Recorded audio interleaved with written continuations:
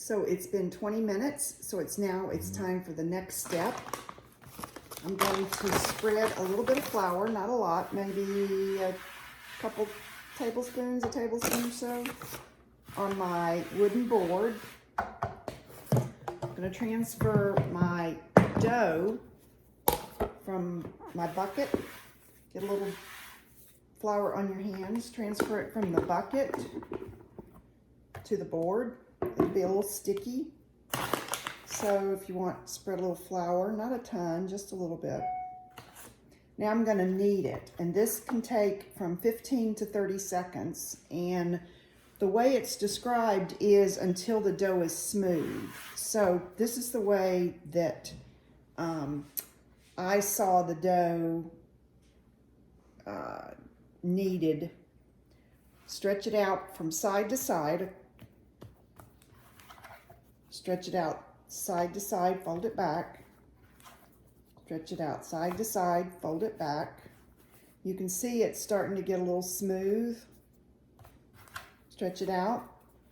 So you can see I'm not putting a lot of effort into it, but it's starting to get smooth.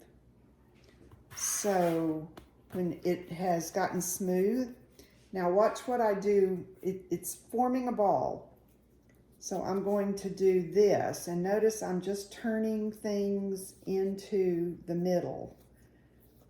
Kind of stuffing the outside around to the middle. This isn't critical. This is just the way I figured out how to do it.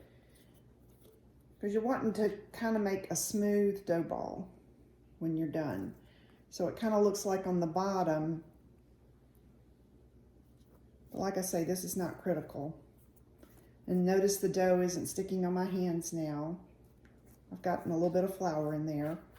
Now I'm going to put just a touch of olive oil, maybe a quarter teaspoon, probably like a quarter teaspoon of olive oil in the bottom of my Cambro.